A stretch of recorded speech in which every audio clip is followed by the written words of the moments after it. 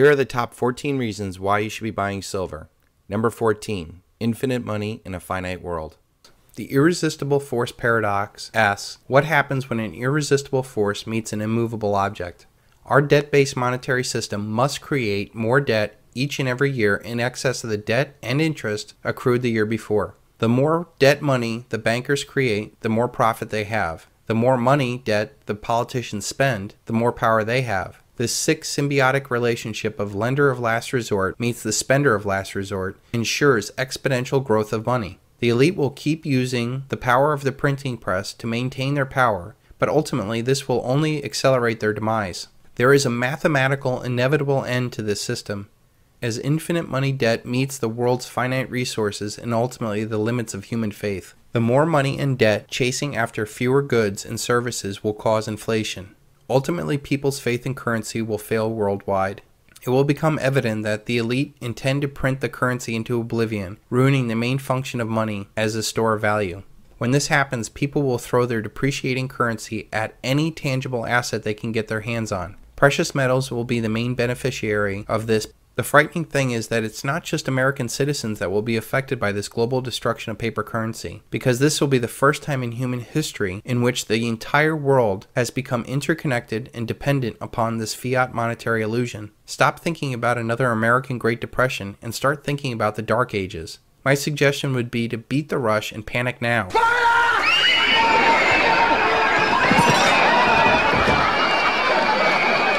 When this current monetary order dies, so will millions if not billions of people as an era of unlimited money comes to an end. Think of the millions that are on food stamps that have no support system to carry them. Think about the billions of dollars in food subsidies ending, food riots, skyrocketing food and fuel prices globally. In this hyperinflationary collapse of the world's money, I predict that up to 90% of your money will go towards food and fuel. Not your mortgage, not your car payments, taxes, tuitions, medical bills, or anything else. Just the basic necessities like food and fuel. Most will not be able to make this transition and unfortunately will die. And that is before the wars, riots, and violence take even more people down. This dramatic shift in life will also prevent people from having children in this turbulence. There will be a scar in the human experience that will be felt for generations. Number 13, the shift from paper assets to tangible assets. Those that understand that there is a major shift out of paper assets into real assets inevitably start with the gut reaction of buying gold. The more I learned about silver, the more I saw that it was the only investment for me and my family. I am more bullish now in 2012 than I was when I bet the house on silver in 2005. When you truly understand the fundamentals behind silver, you will see that it's simply the best investment out there. And I challenge anyone to find me a better investment. First and foremost, the reason why I invested in physical silver is because it is a physical, tangible asset. When I say invest in silver, I do not mean anything else but the real stuff in your hand. If you don't hold it, you don't own it. Stay away from SLV, unallocated bullion accounts, mining shares, and stick to the physical. I would hate for you to be right on silver and wrong on the form of silver. We are entering a generational shift out of paper assets into real tangible assets. As I've stated many times in the past, the dollar is mathematically going to collapse, and it is the very basis for our entire world economy. The dollar collapse will be the single largest event in human history, and will dramatically touch every human being on Earth and will leave a scar on generations to come. Yes, it's going to be that big. When the mathematically inevitable collapse happens, all paper assets will be destroyed. This goes for dollars, yen, euro, CDs, munis, T-bills, money markets, insurance policies, pensions, privately owned businesses, structured settlements, social security, dividends, 401ks, IRAs, stocks, options, bonds, and even real estate. Without a functioning currency and the uncertainty it brings, credit grinds to a halt, payments grind to a halt, markets grind to a halt, the world economy grinds to a halt. People panic, and this always leads to war. This naturally leads to investors finding value in real tangible assets like commodities. Commodities are real things that we use every day in our life, like pork, cotton, corn, oil, and steel. The problems with most commodities is storage. I know for a fact that two of the best asset classes to be in terms of real inflation-adjusted returns, will be food and fuel. They are most essential to humanity, and they are hardest to live without. I strongly recommend people stocking up on preparations before they buy silver. You will need at least a 3-month supply of food per person as a buffer for the massive global social upheaval we are going to go through with the collapse of the dollar. The problem with investing in most food and fuel is storage issues. most food and fuel deteriorates and becomes worthless. Also, storage can be prohibitive because we're talking about some big dollars. I don't know about you, but I certainly don't have a grain silo or storage tanks. Unless you're a farmer or an oil baron, this usually rules out many commodities for the average investor. This brings us to metals because they don't deteriorate. For most metals, storage is a big issue. $8,000 will buy you a ton of copper, but just over 4 ounces of gold. This is why precious metals are sought after, because of their rarity and their ability to store so much wealth in a small space. Number 12. Silver is the indispensable metal. The first demand is industrial demand. First and foremost, silver is being used as an industrial metal. Silver is the indispensable metal. Next to oil, silver is the most widely used commodity ever, as it has over 10,000 uses. As technology progresses and expands, silver's usefulness will explode even further. Its unique characteristics are unlike any other commodity in the world. It is the most reflective of all metals, the greatest conductor of both heat and electricity, strongly resists corrosion and oxidation, second most malleable and ductile metal next to gold, and it has recently been discovered to be a very effective antimicrobial and bacterial metal, and is now even being used in the war against cancer. Silver is generally used in small quantities, and its unique characteristics make it irreplaceable. This demand is growing and inelastic to price, which provides a very strong base for the next demand to put some more fuel on the fire. Number 11. Investment demand is growing. The next demand is the growing investment demand. This demand has almost been dead for the past generation of investors. This demand has a Jekyll and Hyde component to it.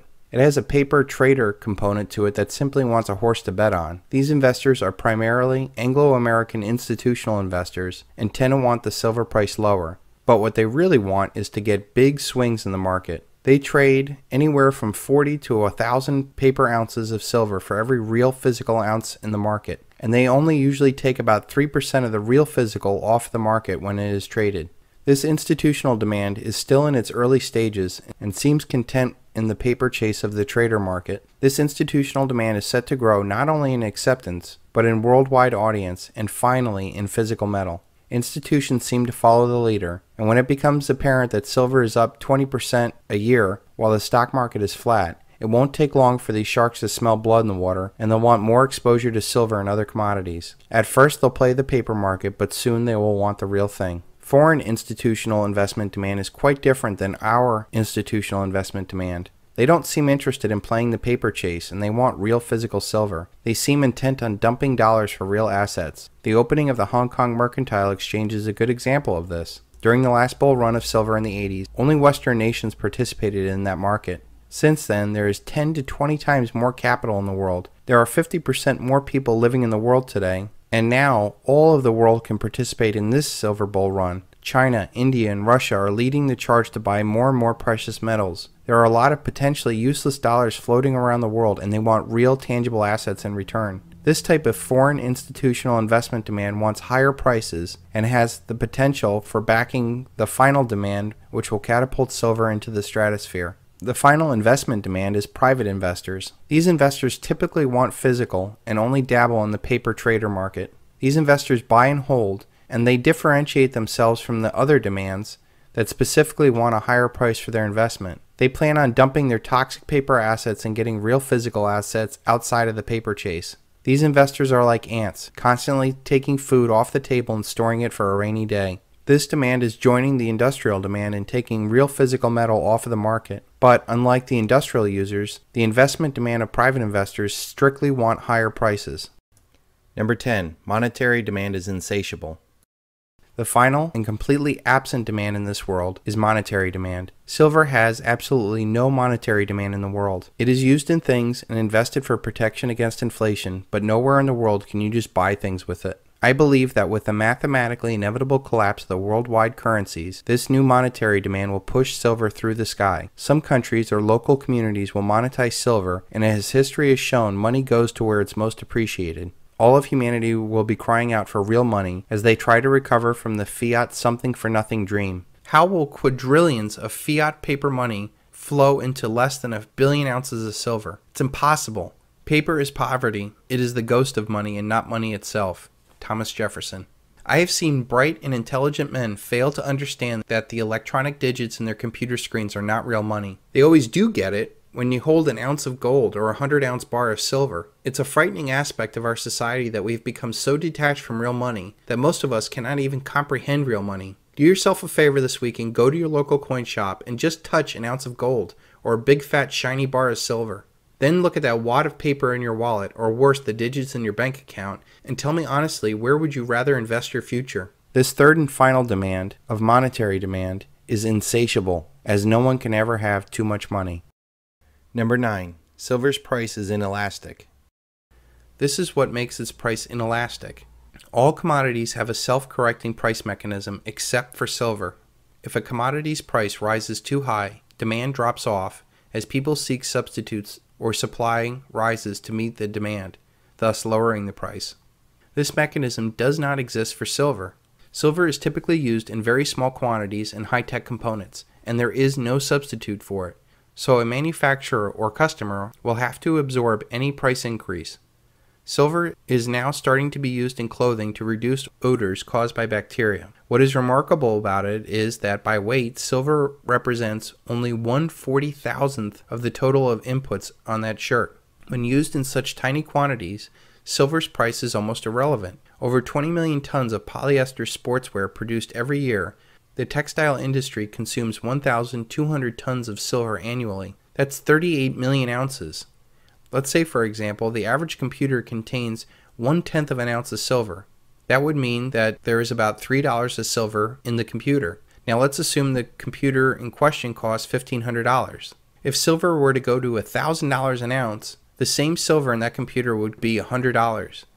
Do you think Apple Computer is going to throw its arms up in the air and cry that they can no longer sell computers because silver is too expensive? No, they will raise the price of the computer and probably advertise that it has the most silver in it. Do you think the average consumer is going to say, I would buy a computer at $1,500, but at $1,600, no way? No, they'll find a way to get the extra $100 so they can read the latest online news about Miley Cyrus. It's not just consumer products that are at risk. It's the companies, the industries, the nations that are at risk. Apple has a market cap of $400 billion. If a strategic commodity like silver starts having shortages, their billion-dollar empire is endangered. Companies will go into panic buying, securing any amount of physical silver they can because their entire value-added business is dependent upon it. They will not be buying SLV or certificates of deposits. Only the real physical silver will suffice. They will whip out their huge checkbook and stock up. Now you can see why rising prices actually increase demand. And it's not just the computer industry that's relying upon silver. It's the multi-billion-dollar industries like energy, medical, and the military. And soon the banking industry, as their debt money system collapse. This directly affects national destinies.